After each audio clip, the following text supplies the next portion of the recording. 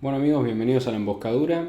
Hoy vamos a hablar de un pensador colombiano que nació a principios del siglo XIX, creo que es por ahí. Murió en el 94, ¿sí? Del siglo XX. Del siglo XX, perdón.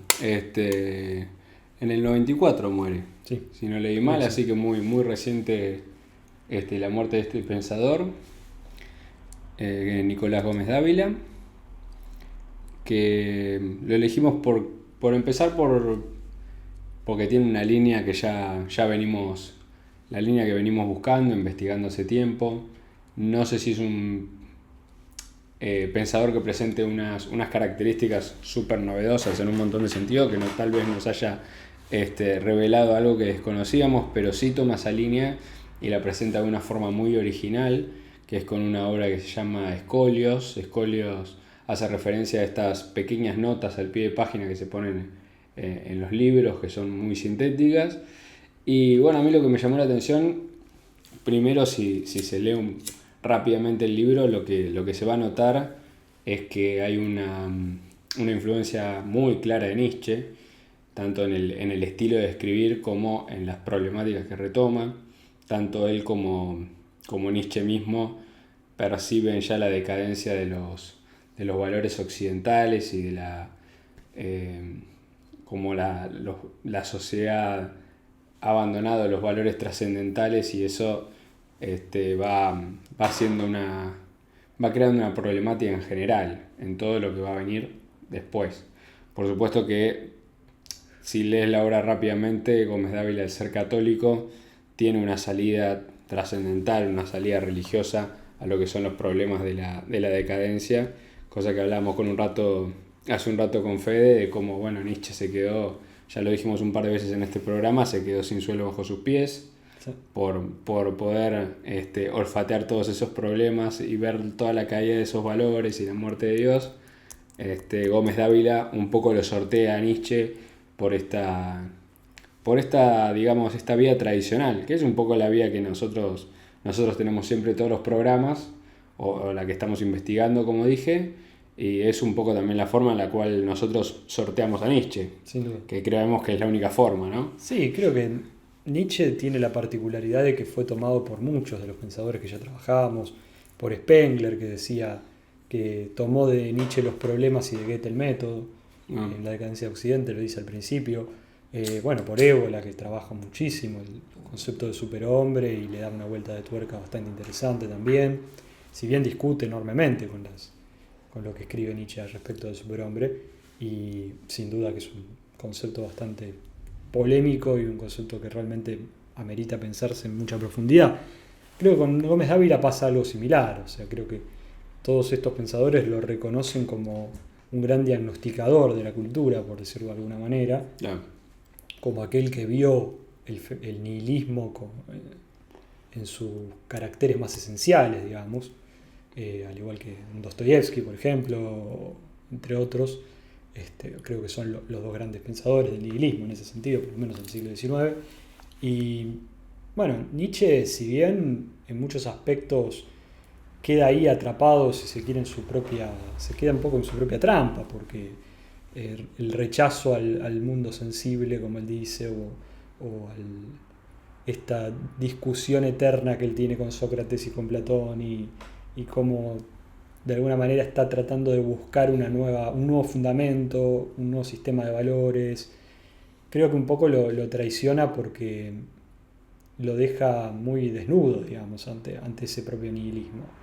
Y creo que es también lo que permitió que muchos pensadores de lo que podríamos llamar la posmodernidad, si bien también es un término que nosotros hemos discutido bastante, lo han utilizado, ¿no? Y en nombre del deconstructivismo, en nombre del relativismo, que no hay hechos sino interpretaciones, ese tipo de cosas que me parece que llevan a un callejón sin salida, en definitiva. Sí, Nietzsche tiene la salida, digamos, que hace un rato estábamos conversando, un poco la salida de Nietzsche es el superhombre, el Übermensch, algo que esté más allá del hombre. Por eso Nietzsche, como al no tener nada exterior a sí mismo, a la propia inmanencia del ser humano, Nietzsche dice que el hombre es un camino, ¿no? Es un pasaje hacia algo más, y así es como que hay que interpretar el hombre, como algo a transitar. Esos son los problemas que tiene Nietzsche al no poder, al darle ese carácter inmanente a la trascendencia. La diferencia sustancial con Gómez de Ávila y con los pensadores en general que nosotros trabajamos es que hay algo trascendente a lo que acceder, hay un espíritu, un alma que salvar. Bueno, Gómez de Ávila, como dije antes, al ser un católico devoto, por lo que parecen sus lecturas y por lo que se sabe de su vida, va a dar ese paso al costado por un camino distinto del de Ébola, supongo, que va por otros caminos, tal vez retoma una tradición anterior, incluso precristiana. No es el caso de Gómez de Ávila, pero bueno, sí tiene una interpretación del cristianismo que dice como es algo como un pasaje revolucionario que se contrapone al paganismo. Dice claro. que el católico cabal edifica sus catedrales sobre criptas paganas, digamos, sí. Como diciendo el católico es el que da un paso más allá. Ahí está el sentido de la trascendencia en él. Sí, en algún lado dice también, deselenizar al cristianismo lo convierte en secta. Ah. Eso es muy interesante también. Bueno, y los dos, en ese sentido yo quería hacer un poco la introducción a él haciendo el pivot con Nietzsche, porque los dos tuvieron esa mirada sobre los helenos, que vieron algo así que llamó poderosamente su atención. Creo que es muy importante, sobre todo para la historia occidental en sí, donde Grecia es la cuna de todo. Bueno, cómo interpretamos a los griegos y si lo que viene después, qué lugar le atribuimos. Pero en esta obra en particular lo interesante creo que es los escolios son esas pequeñas frases sueltas, esos aforismos, cómo sintetiza las ideas, y son una gran cantidad de temas, pero están todos ligados por este sentido. Por eso también esta introducción, este sentido trascendental y tradicional. Toda la obra está teñida de eso, del desprecio que tiene por la izquierda o la derecha, de la idea, bueno, estábamos también hablando también un poco de cómo se define él como reaccionario, como también la única forma el lugar en el que pueden situarse hoy por hoy, y esto es importante porque ser un pensador tan reciente realmente vio lo mismo que estamos viendo, capaz hoy por hoy un poco más exacerbado, pero realmente lo vivió, esta tensión entre izquierda y derecha que finalmente terminan destruyendo al hombre, destruyendo su parte espiritual. Sí, de hecho él dice, ¿no? La izquierda y la derecha se disputan la propiedad de la sociedad industrial, mientras que el reaccionario anhela su muerte. Claro. Es muchísimo más radical en ese sentido. Creo que, bueno, con Nietzsche comparte, entre otras cosas, también eso, el estilo aforístico. Tiene una prosa muy bella realmente, al igual que la tenía Nietzsche. Y en ese sentido creo que hace que su lectura sea difícil por un lado, porque al no tener un carácter sistemático, es muy difícil por ahí definir en pocas palabras o resumir su obra en un par de puntos o en un par de ideas fuerza. Más bien lo que uno percibe cuando va leyendo, que si bien nosotros la edición que tomamos está dividido por temas, son por ahí un par de frases de cada tema, y si bien son muy ricas y realmente cada una podríamos tomarla y trabajarla y discutir y llevarla para muchos lugares, la realidad es que por ahí se hace difícil decir, bueno, hacer un resumen y decir estas son las ideas centrales o esta es el concepto al que quiere llegar, porque son observaciones casi las que hacen. Es casi como uno se lo imagina a alguien solitario, alguien que estaba muy enfermo, vivió su vida enfermo y por lo tanto prácticamente aislado, sumado eso a lo que podríamos llamar una especie de autoexilio. Claro. Es alguien que de algún modo puede hablar porque la mira desde afuera. Eso también es una característica que me parece que tiene en común con Nietzsche. Es alguien que está como a los márgenes, está como aparte. No es alguien que se haya involucrado en política o que haya tenido por ahí un reconocimiento en una determinada disciplina o haya sido un personaje público de envergadura.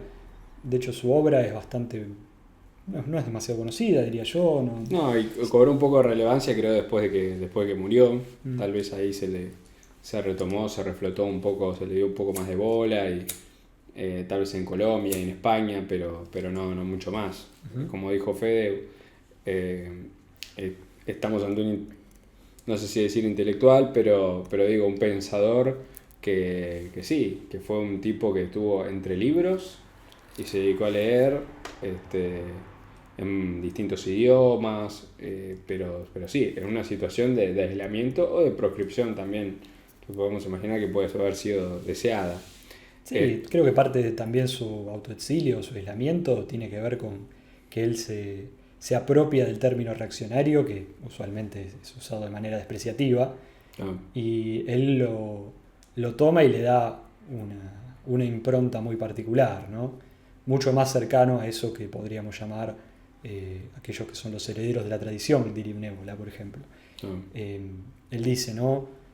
El progresista siempre triunfa y el reaccionario siempre tiene razón. claro, O sea, hay ahí una crítica tanto al progresismo como al conservadurismo, este, que de alguna manera él ve como un progresismo paralizado, si se claro. quiere.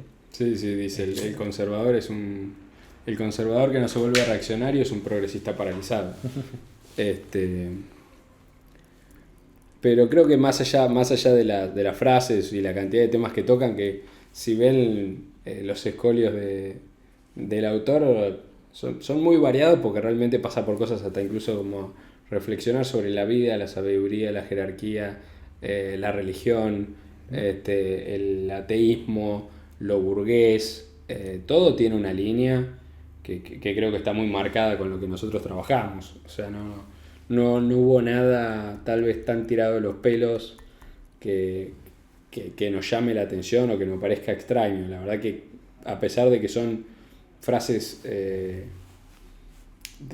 temas muy amplios, realmente más allá de apreciaciones personales que uno pueda tener, todos creo hay una unidad y ciertos temas que atraviesan todo el texto. Este, Sí, creo que en su impronta tradicional él rescata el concepto de aristocracia y el de jerarquía, y esos son centrales, aparecen a cada momento en sus frases, en sus escolios, que me parece que es algo que nosotros también tomamos porque buscamos también un suelo fuerte sobre el cual pararnos, y en eso consideramos que es imposible hacerlo sin una concepción aristocrática y noble del mundo. claro, En ese sentido, su crítica a la izquierda y a la derecha, al progresismo y al conservadurismo, a todas esas dicotomías que el mundo moderno nos plantea a cada rato, tiene que ver con eso, con tratar de recuperar algo que es tan antiguo como el mundo y a la vez tan actual como nada. claro. Eso es lo tradicional para nosotros y creo que Gómez Dávila en ese sentido lo entiende perfectamente. Todas esas corrientes, todo eso que nosotros venimos criticando, como cuando criticamos la democracia y los derechos humanos, cuando hablábamos de Benoit, o cuando criticamos a la burguesía, lo hacemos también desde esa perspectiva. Y es algo que Gómez Dávila está muy presente y nos puede enseñar mucho porque tenía una idea muy cabal de lo que era una aristocracia de verdad, ¿no? Y también una idea de cómo se puede ser aristócrata hoy, adaptado también a nuestros tiempos, porque evidentemente no va a ser lo mismo que la nobleza feudal medieval o como uno puede imaginarlo en su imaginario, sino algo que tiene que ver con la recuperación de ciertos valores que abarcan todas las esferas de la actividad humana. Pienso en la política, pero también pienso en la estética, pienso en la filosofía, pienso en todos los aspectos que pueden tocar esa dimensión de nobleza y de jerarquía en el ser humano, ¿no? Sí, él habla de aristocracia, este, tiene una frase que no la tengo ahora, la voy a parafrasear, ¿no? Pero habla de una aristocracia que tiene que ver con estar hermanado con una sustancia espiritual, ¿no? Más allá, hoy por hoy, de las clases sociales, de las divisiones sociales. Ahí se va más directamente, creo yo, pensando en la realidad que nos toca vivir a cada uno. Por eso es un pensador que tiene esa cosa de hablar de grandes ideas y también hablarle al individuo, al que está leyendo el texto. Sí, él dice, noble no es el que cree tener inferiores, sino el que sabe tener superiores. en eso la dimensión de lo trascendente está grabada a fuego en su pensamiento. Claro. Y me parece que es eso en lo que nosotros rescatamos. Sí, también es muy importante, bueno, todas esas ideas creo que son más importantes hoy por hoy que nunca para nosotros, donde se está tocando tanto el tema de la libertad, libertad de cual nosotros lógicamente somos críticos, pero tiene unas reflexiones sobre la libertad muy interesante y podemos hacer una triangulación que es muy rápida, que se da entre bueno, libertad y jerarquía. Acá capaz voy a leer alguna reflexión que tenga sobre la libertad que creo que están muy interesantes y sobre bueno, la jerarquía misma, sobre el liberalismo. Dice, una muchedumbre homogénea no reclama libertad. La sociedad jerarquizada no es meramente la única donde el hombre puede ser libre, sino también la única donde le urge serlo. La libertad no es fin, sino medio. Quien la toma por fin no sabe qué hacer cuando la obtiene. Ahí vemos también una demarcación que nosotros hacemos todo el tiempo con la idea de libertad, que la libertad es la condición que tiene el hombre para hacer el bien o para hacer un bien superior. Es un medio, no un fin en sí mismo. Que hoy lo estamos viendo constantemente en los medios de comunicación, en la postura que tiene el liberalismo hoy por hoy, por ejemplo, en Argentina, donde la libertad es perseguida con un fin en sí mismo. En esto sí hay una postura muy nietzscheana que es, bueno, lo decíamos antes con Fede, y volvemos todo el tiempo, porque bueno, el error es constante y sonante en todos los discursos políticos hoy por hoy, que la libertad tiene que tener un fin. Claro. La libertad tiene un fin específico. Sí, Nietzsche dice, no es la libertad de, sino la libertad para. Claro. Y a eso nos lleva también a la idea de jerarquía que trabaja muy bien, que trabaja Gómez Dávila con estos escolios, que están muy relacionados también un poco con lo que hablamos, creo yo, con de Benoit y la idea imperial, la idea de cómo convivían estas diferentes posturas y cómo pueden converger en una unidad a pesar de ser múltiples, diversas. Creo que estamos ante un momento también donde justamente la sociedad capitalista y burguesa tiene una estandarización donde mata a los estamentos. Hay una frase, acá la tengo, creo que está acá la de jerarquía, dice, para que coexista una multiplicidad de términos diversos es necesario colocarlos en niveles distintos. El orden jerárquico, es el único que no expulsa ni suprime. El alma bien nacida admite la existencia de inferiores, la que no la igualen a sus superiores que admira. Otra, educar es hoy una tarea especializada y problemática. Una sociedad jerarquizada, en cambio, educa espontáneamente. Bueno, acá nos está hablando de todo lo que son, justamente hablábamos hace un rato con Fede de cómo hoy por hoy es un problema la identidad de cada uno. ¿Por qué? Porque no tenemos ni valores jerarquizados, ni estamentos sociales que estén jerarquizados y justificados con valores superiores o nobles. Cosa que es una distancia enorme a lo que está diciendo acá Gómez Dávila, ¿no? Nos está diciendo, bueno, mirá, la jerarquía al tener estamentos da a que cada uno tenga su lugar, a que cada uno tenga algo que aportar, por eso no suprime. Claro. Hoy por hoy, al tener una sociedad capitalista burguesa que estandariza la vida, lo que sucede también es que hay, al tener esa idea de igualdad, ¿no? Los objetivos también a lo que debemos aspirar, bueno, se vuelven todos iguales para todos, por así decirlo, ¿no? Entonces, sí, los objetivos claros son, bueno, hacer guita, para la mina estar buena, para el hombre hacer tal cosa, y bueno, esa idea de que todos tenemos que aspirar a lo mismo, directamente lo que hace justamente es suprimir la identidad, es matarla. Todo lo contrario, digamos, a lo que pasa en una sociedad jerarquizada donde cada uno tiene su función. Por eso nosotros apuntamos a lo que es la comunidad, que es la que admite la diferencia, pero todos en aporte a algo común. Y esa es principalmente la idea tradicional de bien común, ¿no? Que cada uno tenga su aporte para la comunidad a la que pertenece. Sí, es un poco la idea de que, en definitiva, en una concepción aristocrática se puede ser plural a partir de tener una referencia a una terceridad en común. Claro. Cosa que eso es lo que hoy todo el tiempo se ataca. La idea de que haya algo superior, algo más allá, algo que nos determine, nos estructura, más allá de nuestra propia voluntad o de nuestro contexto inmediato. Si no, caemos en los discursos actuales, que son o de un individualismo exacerbado, que lleva a un egoísmo que no permite construir nada en común, o a una concepción por la cual el ser humano es mero producto de su entorno y por lo tanto queda en un estado de anonimato y masificante, que también es insectificante en definitiva. Somos hormigas en un hormiguero, somos abejas en una colmena, Sí. y no tenemos tampoco desde ese punto de vista una singularidad auténtica en ese punto. Creo que un poco lo que decías me recordaba también a sus referencias a la aristocracia, no tanto como una clase social, si bien los estamentos sociales de alguna manera en tiempos tradicionales reflejaban una idea espiritual y una concepción del mundo, sino antes que nada a una determinada disposición del espíritu, ¿no?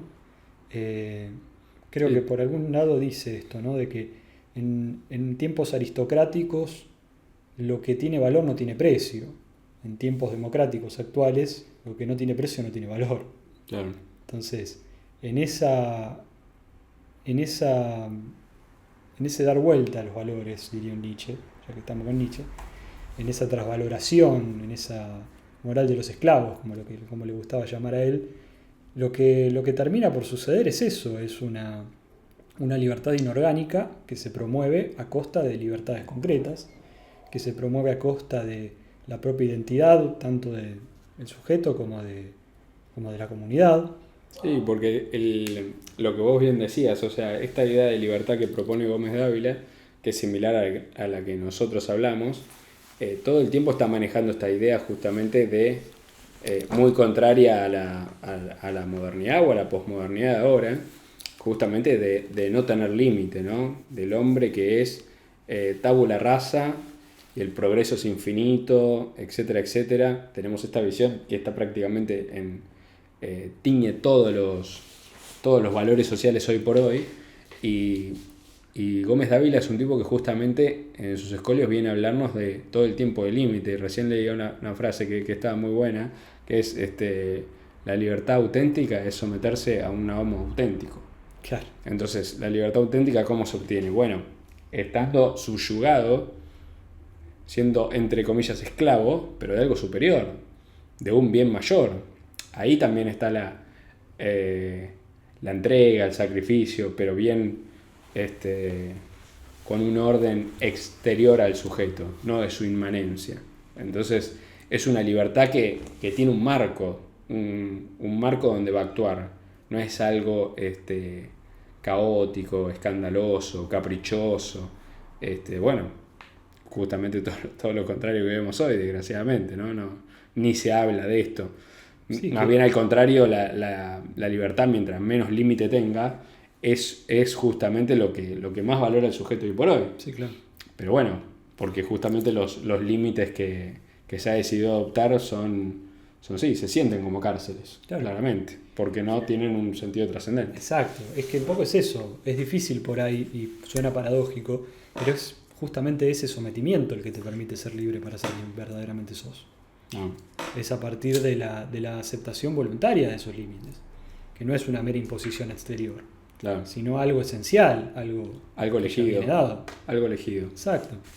Bueno, me gustaba mucho la frase que vos rescataste, que me comentabas hace un rato, esto de que la sabiduría consiste en no decirle a Dios cómo tienen que ser las cosas. Sí. Eso es espectacular, porque se trata de eso exactamente. O sea, hay algo que ya está dado, hay un orden natural.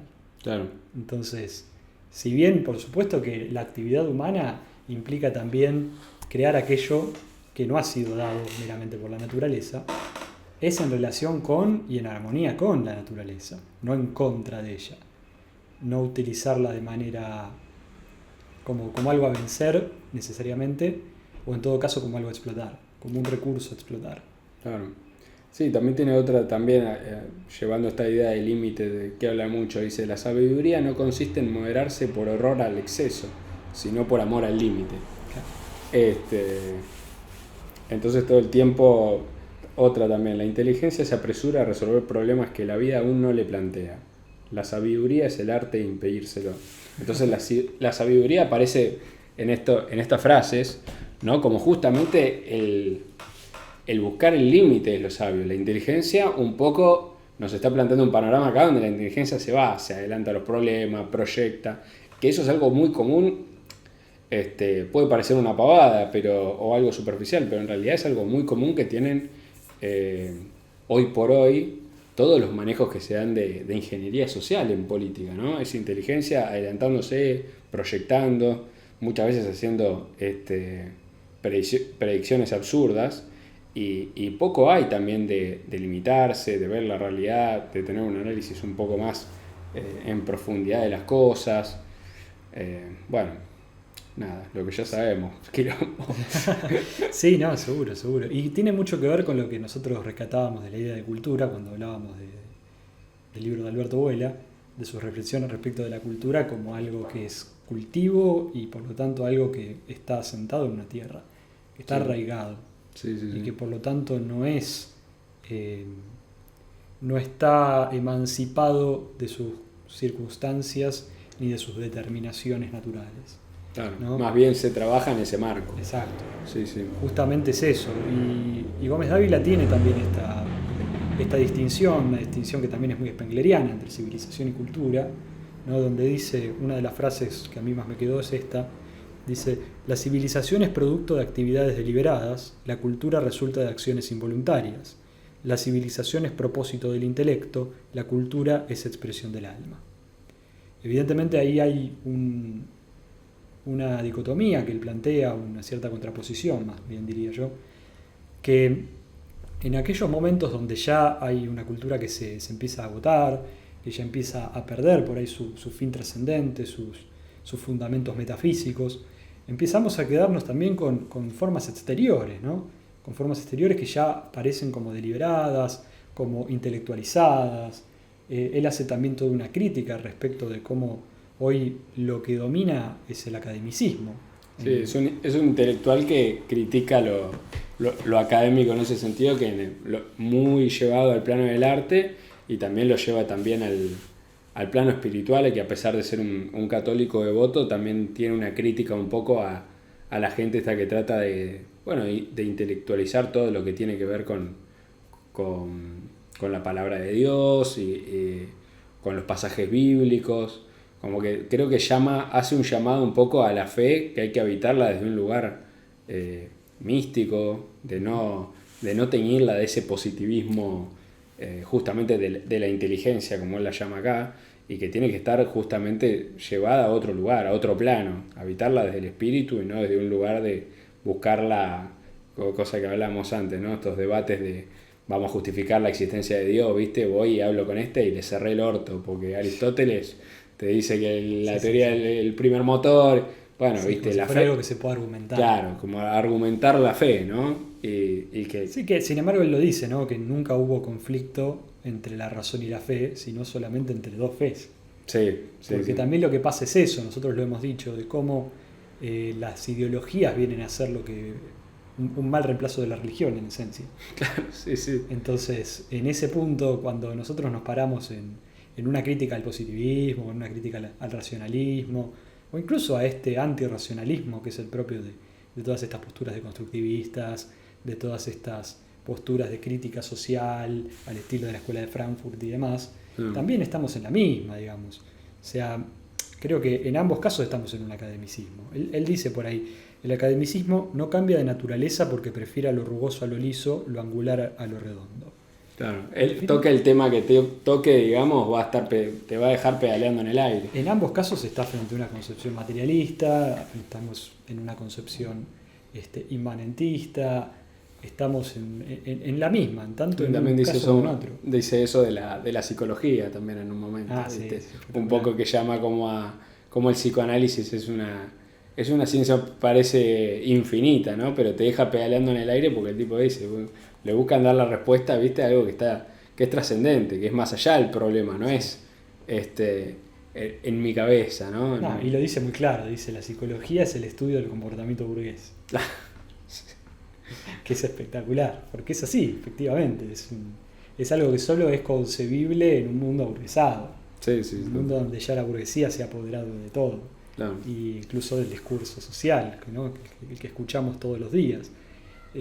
Bueno, respecto de la burguesía hemos hablado mucho, claramente, pero creo que un poco el centro de eso está ahí, ¿no? El burgués como ese personaje esencialmente antimetafísico, ¿sí? Claro. ¿No? Sí, En eso se puede resumir todo, digamos.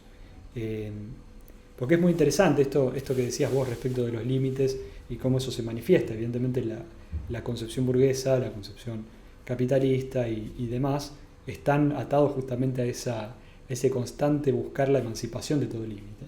Sí, sí. Y bueno, uno lo piensa en todos los aspectos, ¿no? Es que el positivismo de principio del siglo XIX y el iluminismo, ¿no? La idea esta de la diosa razón, justamente lo cautivante ahí es, no para nosotros, pero digo, lo que ha cautivado a esa gente es el poder ir más allá, el no tener límite, que bueno, es justamente lo opuesto al discurso tradicionalista, que es buscar el límite, buscar el marco de acción que tengo, y en ese sentido adueñarme de un lugar, de un espacio, de una comunidad, tiene que ver con eso todo el tiempo, ¿viste? De poder, justamente como decíamos, subordinar la libertad a algo superior dentro de un marco, dentro de un límite, dentro de un orden, de una jerarquía. Ahí está la única posibilidad de ser uno mismo, de ser auténtico, ¿no? Pasa por ahí. Sí, lo vemos en todos los aspectos, digamos. Nosotros citábamos hace un rato el tema del arte, el tema de la estética, que Gómez Ávila tiene muchas reflexiones respecto a la estética. Sí, donde también critica un poco esta idea de inteligencia, habla de cómo bueno, algo muy palpable hoy por hoy, tremendo, que es cómo se justifican los... Dice ahora como que se justifica un mamarracho, ¿viste? A través de cualquier filosofía, Sí, ese claro. tipo de cosas, que es muy llamativo porque hoy por hoy lo tenemos a flor de piel, ¿no? Sí. ¿Viste? Cae cualquier salame y como hace poco uno que había pegado una banana en la pared, no sé si lo viste, y 120.000 euros. No, por suerte no. Una banana pegada a la pared, 120.000 euros, ¿viste? Sí. Y cae un forro y te da una justificación diciéndote Sí, pero lo que pasa es que esto representa no sé qué, o la misma Sí. la mina tirando la menstruación arriba de un lienzo, y eso es arte, porque es un acto de rebeldía, no sé qué, se explica por estas cosas, Ni me hables de eso. estas cosas falopa ahí que al final de repente la obra de arte no dice nada, pero tenemos que leer la justificación para comprenderla. Sí, y es ahí ideología. Es ideología, exactamente. Bueno, Gómez Ávila lo dice muy claro. Él dice, el diablo patrocina el arte abstracto porque representar es someterse. Es buscar Claro. un límite. Claro. Sí, por eso justamente el valor de buscar representar algo superior es justamente estar dentro de un límite, dentro de una libertad donde yo me subyugo a algo. Yo diría incluso es políticamente neutralizar a aquellos que buscan de alguna manera algún tipo de rebeldía, ofrecerles una salida fácil, ¿no? Entretenete ahí en el museo. No. Total, nosotros seguimos haciendo la nuestra. Sí, Yo creo que hay mucho de eso, de esa neutralización, porque claramente hoy vos vas al Malva y como decís, hay un pelotudo que agarró un pedazo de tela y lo manchó y le puso de nombre la eyaculación del extraterrestre, y después viene con un tomo así de justificaciones doctrinarias para decirte que eso es una crítica a la dictadura, y decís, pero andate la puta que te parió, querido. Eso es basura, esa gente tendría que estar presa por estafa. Sí, Porque decir que eso es arte, eso es una estafa. Intentar vender eso como arte. sí, El arte que sirve es el arte que tiene como referencia lo trascendente, es aquel que toca el mito, es aquel que intenta reactualizarlo, es aquel que intenta de alguna manera hablar de eso que no puede hablarse, que Claro. no puede ser reducible a palabras.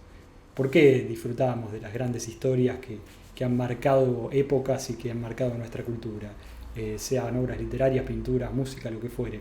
Porque nos habla de algo que es inefable y que es a la vez que se pierde en el hilo tempore, como diría Chaliade, en ese tiempo mítico que es previo a todo, que no sucedió nunca, pero que está sucediendo todo el tiempo, de algún modo. Claro. Nosotros rescatamos eso, y esa es la concepción del arte. Cuando nosotros hablamos de la figura del héroe y hacemos tanto énfasis en eso y en esa concepción aristocrática y guerrera, que no es la del intelectual que está encerrado en su propia subjetividad, peleándose con sus propios demonios imaginarios. Es la de aquel que verdaderamente decide, toma una postura y se juega la vida por ello. Eso es un héroe. Y eso es lo que a nosotros nos emociona. Si sea que leamos Aquiles o que veamos Duro de Matar, no importa. Sí, hay algo en común en eso. Hay un arquetipo, hay una belleza en esa capacidad para la decisión y para el sacrificio que tienen algunos hombres electos. Y eso es lo que constituye una aristocracia. No es el dinero, no es una determinada posición social, no es un conjunto de privilegios o de prerrogativas, es una disposición espiritual, para con uno mismo, para con la comunidad y para con lo trascendente. Sí, por eso también cuando sacamos a la trascendencia de la ecuación, que es lo que ha hecho la modernidad básicamente, y caemos en este igualitarismo, bueno, sí, queda socavada la identidad y nos sentimos tan solos, o sea, y es un problema también para el hombre de a pie, ¿no? Que no tiene sitio donde mirar, porque no hay nada superior arriba. Como decía decía Nietzsche también, ¿no? Plebeyos arriba y abajo, dice el tipo. Claro. Como diciendo, si nadie tiene un valor trascendente y nadie defiende algo que esté por encima de su cabeza, bueno, ya está, somos todos plebeyos. Y la que queda es arrancarnos la cabeza entre nosotros, cagarnos a codazo por ver quién puede hacer más plata y bueno, no mucho más. Sí, y condena también a un mundo esencialmente feo. Es un mundo al que le han despojado de belleza. Ese es el pecado mayor de ese arte que no es arte. Claro. Nosotros hemos hablado, creo, respecto de los trascendentales, el bien, la verdad y la belleza como tres aspectos de lo mismo, ¿no? Y que evidentemente, cuando uno quita eso, cuando uno empieza a minar ese tipo de... que no son conceptos, no son ideas, no sé cómo llamarlos, son trascendentales, digamos. No. Lo que estamos es frente a un mundo que, despojado de su belleza, pierde también toda motivación para una vida auténtica y una vida, valga la redundancia, vital. Sí, sí. Porque lo dice Gómez Dávila, hoy es muy difícil hacer arte, también porque se han llevado puestos esta autonomía de la esfera estética que empieza a aparecer allá por el Renacimiento, pero que se ha profundizado y bueno, hemos hablado mucho de Fareta y cómo estudia todas estas cosas, lo volvemos a recomendar porque es una referencia y una autoridad para nosotros, así que no podemos... Y es argentino. Es un argentino, además, es alguien que está vivo y que uno puede ir a sus clases incluso, no estamos hablando de algo lejano para nada, es algo que nos toca muy de cerca. Bueno, él lo dice respecto, hoy al no haber escuelas, al no haber él creo que lo llama un idioma estético común, evidentemente el artista está condenado a tratar de reinventar la rueda él mismo. Claro. Y en eso también a nivel incluso práctico, diría yo, hay una dificultad. Sí, hay una dificultad y también justamente cuando uno se enmarca, digamos, en una escuela determinada o en un estilo o se hace un arte especializado de algún tipo, también estaba muy claro esa idea de límite justamente, ¿no? Sin duda. O sea, vos cuando te enmarcás, digamos, en una escuela de pintura determinada o de género musical, de lo que vos quieras, digamos, tenés que seguir ciertas reglas. Eso también es muy una idea tradicional ya de que tiene muchos siglos, ¿no? Sí, incluso la obra de arte era algo comunitario. Quiero decir, los que construían las catedrales eran cientos de tipos trabajando a veces durante cientos de años para realizar una obra que es probablemente el punto culmine de nuestra cultura. Sí, además, bueno, creo que sobre la idea también de artista hablamos, lo que dice Gómez Dávila es que el artista se tiene que dejar de reconocer artista y se tiene que volver artesano, ¿no? Se tiene que identificar como un artesano. Y conversamos la otra vez un poco como hay en la figura del artesano, porque artista se ha convertido, creo yo, que lo ve Gómez Dávila y lo vemos hoy por hoy más que nunca, en en una idea muy difusa, muy complicada, ¿viste? Muy, muy compleja, donde vemos mucho chanta, ¿viste? Entonces es problemática. La idea de artesano ya implica, tiene un peso en sí mismo, que quiere decir también apuntar a lo complejo, hacerlo despacio, hacerlo con las manos. Vos me decías la otra vez de cómo en la idea del artesano hay alguien que trabaja con sus manos y que imprime ser en la materia, entonces que saca, que pone algo de sí ahí, y que es tangible. Y lo vemos hoy por hoy también en cosas como, bueno, como los muebles que yo tengo en mi casa, como la sociedad industrial, digamos, de alguna manera se lleva a puesto todo eso y queda justamente, lo que queda es fetichismo de la mercancía, pero los objetos son vacíos en última instancia. Sí, claro. El fetichismo de la mercancía es muy real, es muy palpable, así se introducen las marcas, se introducen las cosas de consumo masivo, pero claro, son cosas que no tienen vida. En cambio, cuando un artesano hace una obra de arte, es una pieza única, entonces es algo que tiene muchas horas de trabajo a conciencia encima, es algo justamente que es de por sí va un poco en contra de un poco no, va totalmente en contra de los valores del sistema, digamos. Por eso creo que Gómez Dávila rescata eso, ¿viste? Dice, bueno, hay que volver un poco a los tiempos más lentos, al trabajo a conciencia, a trabajar con las manos, a tener una escuela, una especialidad, a buscar este sentido de la trascendencia en el arte. Porque si no, bueno, cada uno se va reinventando las cosas y si no tenés sentido de la trascendencia, no tenés nada que ofrecer, ¿no? En última instancia. Sí, él lo dice así. De la actual anemia del arte, culpamos la doctrina que aconseja a cada artista preferir la invención de un idioma estético propio al manejo inconfundible de un idioma estético común. Es esto que decimos, o sea, en definitiva, también la idea del artesano implica que vos perfeccionás tu oficio a lo largo de mucho tiempo, que lo haces de la mano de un maestro, que lo haces en un contexto con otros. No es el genio de me levanté y se me ocurrió esto, o viene un boludo y te dice, no, esta película la hice en base a un sueño. Y vos decís, ¿qué carajo me importan los sueños de este boludo? Decime algo que me sirva, algo universal, algo trascendente. Los sueños contáselo a tu mujer o al psicoanalista, ¿qué carajo me importa a mí? Tiene que ver, ¿no? Con también esta idea de que la podemos llevar a lo universal a entenderlo también como arte popular. Tiene que ver con eso, el arte popular bien entendido, ¿no? Algo que le habla a todos, de alguna manera. Sí, esta cosa individualista, bueno, en el arte hoy la vemos más que nunca. Por eso es una idea valiosa, ¿no? La idea de retomar lo artesanal, pero llevarlo al plano artístico. Eso es, creo que muy interesante. Y da un poco respuesta también a algunas cosas que debatimos al principio con Mishima, ¿no? De qué lugar puede tener el arte. Estoy pensando que el arte trascendente sí tiene una respuesta política concreta, que Mishima tal vez no la encontraba. Mishima decía, no, viste, vamos a agarrar los fierros y a cagarnos a tiros. Y bueno, este tipo, si tenemos un sentido del arte trascendental, sí podemos pensar en algo, en un arte que tenga una línea tradicional, que tenga un sentido trascendente, que tenga un aporte a la comunidad genuino. Si son estas cosas individualistas, estas aventuras de personas ocurrentes que no tienen ningún marco de trabajo, es más complicado, claramente más complicado. Sí, sin duda. De hecho, creo que también, esto que lo decís, que lo podemos llevar incluso al terreno político, no porque la realidad es, la tradición no es un manual de instrucciones. No es que nosotros vamos a sacar de ahí inmediatamente un sistema político y decir, bueno muchachos, esto es así, ya está, ya lo resolvimos. El tema de cómo el ser humano se tiene que organizar ya está resuelto.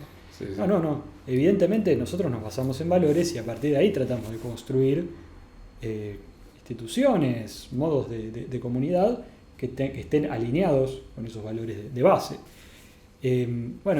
Él habla también, ¿no? del tema de las leyes, ahí tiene varios escolios respecto a las leyes, acá veo uno que me gustó mucho, dice, las sociedades moribundas acumulan leyes como los moribundos remedios, las leyes naturales son irreductibles a explicación como cualquier misterio.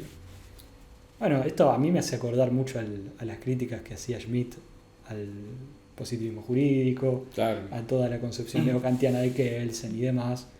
bueno, evidentemente, ¿no? Cuando uno precisa esa sociedad contractualista, esa sociedad que todo tiene que tenerlo por escrito, es una sociedad también que ha perdido su verdadera y auténtica expresión espiritual de lo que es una organización, valga la redundancia, orgánica. Claro. No, eso lo vemos, y de hecho se puede ver muy claramente hoy por hoy, ¿no? Como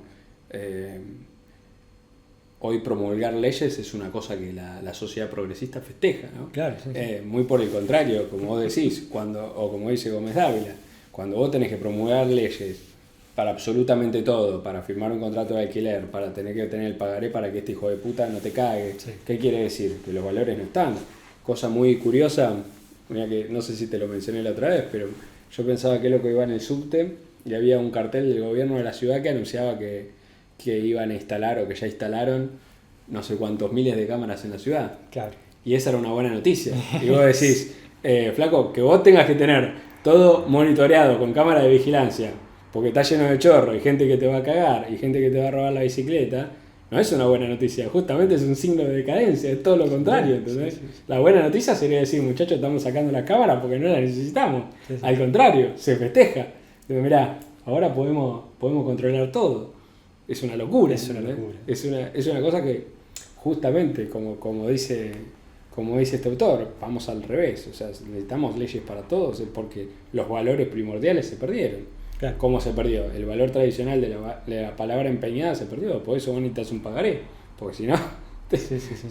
si no te cagan, ¿no? Básicamente. Sí, forma parte del anonimato masificante, forma parte de toda... Bueno, es un poco es el Leviatán, en definitiva. Claro. Que Sí. un poco lo que plantea Hobbes ahí en el inicio de la modernidad es muy elocuente. Es esta idea, perdido el sentido de trascendencia. ¿Qué impide que el vecino me mate? Y la policía. Claro. Entonces, claro, tenés que tener un estado absoluto que te controle hasta cuando vas al baño. Entonces esa es la única manera de que yo esté, entre comillas, seguro. Sí. Una seguridad que obviamente es la nada misma. Pues. No, que hoy lo vemos, y eso es algo que tienen en común tanto la izquierda como la derecha, ¿no? Que los dos Sí, en claro. sus cimientos son progresistas y tienen esta idea, ambos festejan cuando hay nuevas leyes, ambos festejan, ¿entendés? Que tengas este manual de comportamiento social cada vez más pulido y cada vez más ensanchado socialmente. Bueno, así estamos, ¿no? Todos los políticos de Argentina son abogados. No se puede hacer otra cosa acá que tener el conocimiento de las leyes, tanto para ejecutarlas como para obviarlas de manera a conciencia, ¿no? Sí, y además es muy elocuente porque esa misma reacción, si se quiere, de ciertos pensadores como Hobbes, que vieron evidentemente este proceso y lo diagnosticaron correctamente en ciertos Claro, sentidos, sí, sí, sí. por más que no coincidamos con la solución que propone, el diagnóstico es el correcto. Evidentemente lo que pasa ahí también es que nos recuerda, esto que ya trabajamos con Schmitt, esta idea de que en definitiva la política es teología también. En el sentido de, él lo dice, ¿no? Cuando dice no hay conflicto más que entre dos fees. Está también esta idea. Está esta idea de que en definitiva, si vos no te basás, bueno, siempre estás basado en algún tipo de metafísica. Claro. Lo que pasa es que, bueno, la que nos domina hoy es una metafísica que, si se quiere, se niega toda metafísica, si se quiere. Sí, sí. Es una antimetafísica o una metafísica de lo material, casi diría, por más que sea Sí. una contradicción. Él lo dice, el hombre no crea a sus dioses a su imagen y semejanza, sino se concibe a la imagen y semejanza de los dioses que crea. Claro. Eso es una idea espectacular también, porque ahí vemos. Es a partir de esa trascendencia, es a partir de cómo recibimos, cómo se produce ese movimiento de retorno de lo trascendente hacia nosotros, que nos estructuramos, que nos definimos, que concebimos nuestros límites. Incluso esta sociedad, en gran medida desacralizada, ¿de qué manera expresa ese retorno el retorno de lo reprimido, como diría Freud? Bueno, justamente a partir de la proliferación de absolutismos, Claro. a partir de esta concepción contractualista, legalista, de ese positivismo jurídico del que hablábamos. Lo vemos a partir de la proliferación de sectas, de ocultismo, de que el tipo te dice que ¿cómo voy a creer en el cristianismo si me dice que una mina se embarazó de una paloma, pero después te viene con los cristales de energía y con que si la luna está en Escorpio, entonces no me voy a Tandil? Todas esas pelotudeces que uno escucha y que te revelan que el deseo de trascendencia existe. Sí, el ser humano tiene que encontrar algún sustituto. Lo que pasa es que es muy pobre, es una especie de mística sin trascendencia, no sé cómo denominarlo. Es que yo te decía la otra vez, una de las cosas que más me llama la atención, que son Vox Populi, que pasa con el caso de la astrología. Es muy contradictorio con el tiempo justamente que estamos viviendo, donde tenemos una sociedad fragmentada en átomos y sumamente individualista, y como el mensaje es: vos podés hacer lo que quieras, todo depende de tu voluntad, vos podés ir para allá, izquierda, derecha, arriba, abajo, loco, está todo bien, si es tu camino, dale para adelante, vos sos vos, que no te condicione nada. Y de repente, como los mismos tipos que dicen eso dicen: no, bueno, yo soy muy calentón porque soy de Escorpio. Y vos decís: ah, bueno, o sea que hay algo exterior a vos que te condiciona, que te pone un límite, que te amolda. Es muy contradictorio ese discurso entre sí, ¿no? Entonces también está eso que decías vos ahí. Claramente está esa idea de decir, necesitamos algo exterior a nosotros que nos ponga un límite, que nos enmarque. Y bueno, en la astrología hay claramente una búsqueda de la identidad, hasta te diría casi desesperada. Lo vemos mucho hoy por hoy, ¿no? Sí, sí. O sea, está esa explicación de por qué soy como soy. Lo busco en la astrología, por ejemplo. Otros la buscarán en otro lugar, pero digo, está esa cosa, es, bueno, algo exterior a mí que me condicione, que me dé mi identidad, que me dé un sustrato. Porque si no, ahí sí, no hay nada, no hay suelo. Sin duda. Y además es porque el gran problema ni siquiera es la astrología como tal. Es también claro. el hecho de que está divorciada de una cosmovisión. Porque uno piensa en culturas tradicionales que de alguna manera le daban importancia al estudio de los astros y creían que nos determinaban, lo hacían en un contexto tradicional donde todo eso formaba parte de un todo orgánico. Claro. Por lo tanto, también es eso lo que se pierde. Ese carácter de parcialidad, donde por un lado yo en la vida cotidiana me comporto como este burgués materialista, pero de vez en cuando voy a la vidente. Esa esquicia moderna también involucra, es a partir de esa partición que se da con la modernidad. Sí, que es lo que siempre hablamos de la modernidad, ¿no? Esta idea de tener todas las esferas de forma autónoma. Yo hago yoga, pero no tengo idea de ni quiénes eran los chatrias, ni leí los Vedas, ni estoy... Porque claro, o sea, está muy bien, moves un poco el culo, te ganas un poco de flexibilidad. Nosotros que trabajamos frente a una computadora todo el día te puede llegar a venir bien, pero la disciplina espiritual que implica el yoga auténtico era la disciplina que practicaban los guerreros que iban a la guerra y que involucraba no solo un entrenamiento militar extremadamente duro, sino además una preparación mental, intelectual y espiritual antes que nada, claro, que era para entrar en batalla, pero también para asumirse propiamente como miembro de la casta guerrera, de la casta dominante y de aquella que verdaderamente tenía que tomar las decisiones. Y eso implicaba no una serie de prerrogativas, sino también un deber para con la comunidad y para con todos. Entonces, si yo le saco todo eso y me quedo con el yoga como una mera actividad física, no me sirve para nada. Sí, no está dentro de una visión justamente integral, pero claro, es uno de los síntomas también que vemos en la modernidad, que ya hemos hablado y denunciado en este programa, ¿no? Que es la autonomía de todas las esferas, que se da muy claramente en este contexto liberal en el que estamos, es muy claro, ¿no? Por eso vos encontrás tipos que te dicen que son liberales en lo económico y conservadores en lo cultural. Claro. ¿Cómo puede ser que sos progresista en lo económico, pero después, ¿qué le puede decir un liberal a una feminista? Nada, si ellos están a favor de que cada uno haga lo que quiera. Claro. ¿Qué querés conservar?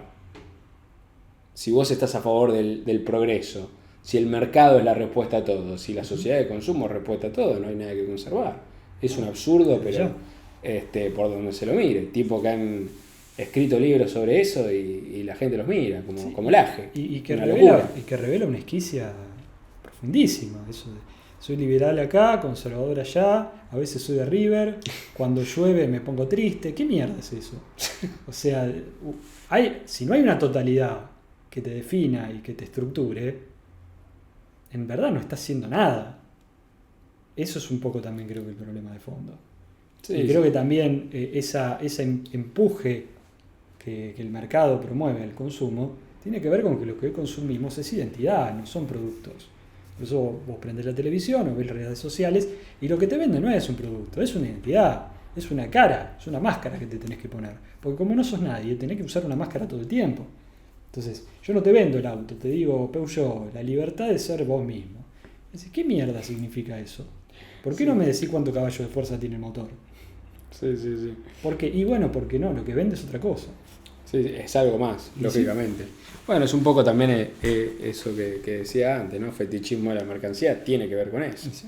Tiene que ver con más adoptar una posición identitaria que consumir cosas. Y en eso, curiosamente, en esa idea también las cosas mismas se terminan destruyendo, ¿no? Porque son meramente objetos de consumo y no son algo que tienen el alma que puede imprimir, por ejemplo, el artesano en la materia. Claro. O justamente nosotros rescatamos cuando hablamos de Spengler un poco de la idea del hogar, del sentido que tiene, por ejemplo, tener algo propio como una casa, que es algo que hoy por hoy también sistema lo está atacando, ¿no? Hoy por hoy tener una propiedad, tener una casa, es algo imposible. Y a nosotros nos interesaba, porque lo estábamos hablando el otro día, que tener algo propio, y tener un espacio donde habitar, tener propiamente una casa, te diría exactamente el día de hoy, con un jardín, donde vos cultivas tus cosas, donde vos pones, no tener una huerta, ¿no? Pero digo, pones tus plantas, lo ordenás a tu gusto, corren los pibes por ahí y patean una pelota, por lo menos como nací yo, como me crié yo. Es algo que justamente se está poniendo en juego, pero porque tiene no el sentido de que le da la casa en un valor monetario, tiene un sentido espiritual, que lo hablábamos con los aristócratas, cuando hablamos de aristocracia, no sé si con Spengler o con quién era, pero la propiedad para los aristócratas tiene un sentido espiritual, no es tener cosas como acumular capital, como en el caso del burgués, ¿no? Tener una casa acá, tener esto, tener otro, no, quiere decir habitar un lugar y adueñarlo, ser parte de ese lugar, tener un proyecto con eso, es algo mucho más, justamente es un proceso mucho más que tiene que ver con el espíritu que con lo financiero. Hoy por hoy, con esta idea de que una casa sea inaccesible y te dicen, no boludo, pero te conviene mucho más alquilar un lugar y ya está, sí. Si es impagable, y es verdad que es impagable, pero te hacen creer que no tener nada y vas a ser feliz, ¿viste? No teniendo nada. Sí. Todo lo contrario, justamente. Vemos una identidad cada vez más socavada, donde las cosas simplemente se usan.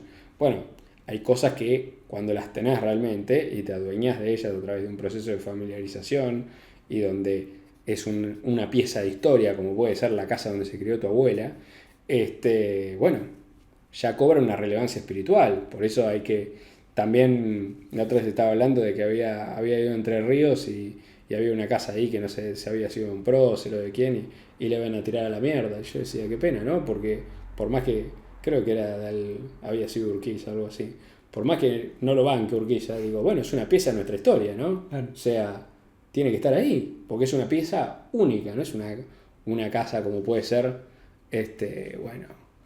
50 monoambientes. ¿No? La historia tiene eso, la historia da particularidad, da espíritu, arraiga las cosas de una manera, le da ese sentido trascendente. Gómez Dávila lo dice de la siguiente manera, dice, la facilidad con la cual el capitalismo industrial construye y destruye, obedeciendo a claros preceptos de rentabilidad, transforma al hombre medio en nómada intelectual, moral y físico. Lo permanente hoy estorba. Claro. Es eso, ¿no? Ese nomadismo del cual habla, que es un desarraigo. Creo que un poco hablábamos también, ¿no? Y él hace una referencia también, dice, cuando dejemos de pelearnos por la propiedad privada, vamos a pelearnos por el uso de la propiedad colectiva, digo, es lo mismo. Sí. Por eso también es genial. Sí. Bueno, tiene mucho humor Gómez Dávila, sí, es algo que quería decir, tiene mucha ironía constantemente, la verdad que va trabaja mucho eso todo el tiempo. En eso también creo que es algo que tomó un poco de Nietzsche, o que aunque no lo haya tomado, se asemejan muchísimo, que es Sí. totalmente utilizar el humor y la ironía constantemente, ¿no? No es un tipo, entre comillas, digamos, serio para escribir. Es un tipo que se ríe mucho de estas posturas, ¿no? Las expresa de una forma muy particular. Mucho sarcasmo. Sarcasmo, sí, totalmente. Sí, creo que también es eso, porque cuando nosotros hacemos referencia incluso a la idea de ser verdaderamente propietario, es posible solamente si se concibe a uno mismo también como portador de un valor trascendente, y que por lo tanto puede imbuir ese pedazo de tierra que ocupa, eso de lo cual se apropia, con algo que va más allá de su mera materialidad. Ah. Entonces es eso. Spengler lo decía también, ¿no? La decadencia arranca cuando el aristócrata cambia la tierra por la guita. Y es esto mismo, evidentemente. Y se produjo históricamente ese momento, ¿no? Sí, lógico. Cuando pasamos de ese feudalismo donde el noble guerrero tenía su tierra y sus propiedades y termina intercambiándolo por dinero a cambio de pasar a vivir una vida burguesa más cómoda, más mucho más chata también, ¿no? Entonces, eso que lo vemos históricamente, lo vemos hoy, nos revela también una determinada posición del hombre frente al mundo que lo rodea. Evidentemente, si las cosas no son mera materia, bueno, evidentemente tampoco el mercado puede dominarlo todo. Claro. Ese es el gran problema también. Y es por eso que es una idea que hoy por hoy es tan incómoda para el sistema. Sí, ¿qué es lo que empezamos hablando, lo que me decías de Porrini, ¿no? El axioma o el fundamento de, bueno, tenés un espíritu, claro. Empezamos a hablar, ¿no? Sí. Se abre una puerta para otra cosa. Si vos negás eso, y bueno, ya de alguna manera estás sometido, la verdad, a la coyuntura social, política, al valor burgués. Sí. Ese es el fundamento, ¿no? El axioma es eso. Vas a terminar tomando antidepresivos.